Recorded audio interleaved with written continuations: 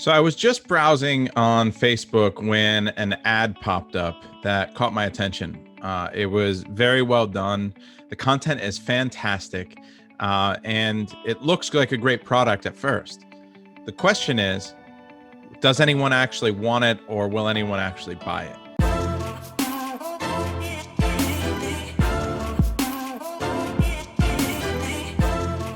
And that's the question that you have to answer before you take all the time to develop a beautiful looking product.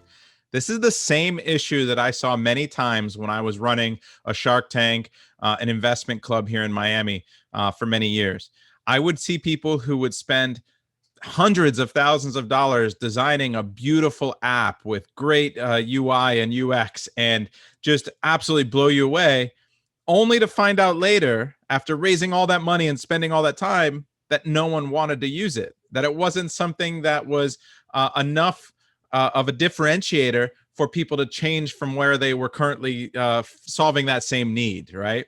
So one of the things that I wanted to do is just show you this quick product and have you be in that same frame of mind. This is why when we look at the data on Amazon, we can answer that question pretty quickly, that people will buy it, that there is demand for it. And the number one rule that we always work within is that you can't create demand on Amazon.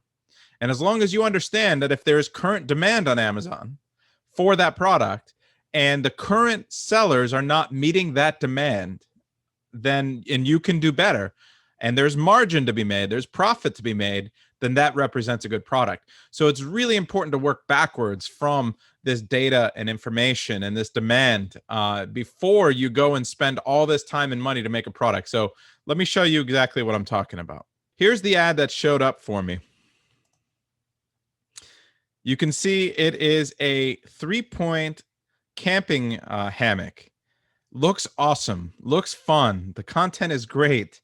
The quality of the product looks fantastic. 1,200 pounds, it could even hold me, right? And so I was looking at this and I'm thinking to myself, this is awesome, but I don't have 3 trees in the exact right angle to put this. Like, how long is it going to take for me to find this? This is such a specialized product that it would be very difficult to find for most people somewhere to hang it. And that's going to be a major issue with their ability to buy it. So what I wanted to do is just run over to Amazon and I looked at camping hammocks. Now, this is the subcategory for camping hammocks. And you can see some of these guys are making a ton of sales every single month. There's obviously the 2 outliers here, tons of revenue, hundreds of thousands of dollars a month. But once you get down and you look at all of these types of hammocks, they're all the same 2-point camping hammocks. They don't have that triangular shape. They're much easier to find 2 trees that you can connect a line to than to find a third one. And I think that even if you go all the way down to the bottom of this subcategory, and you've got 100, there isn't a single 3-point hammock. Now, is that because there's a good opportunity? No, there are 3-point hammocks on Amazon. They just don't sell very well. They don't convert very well, so they're not in the top 100.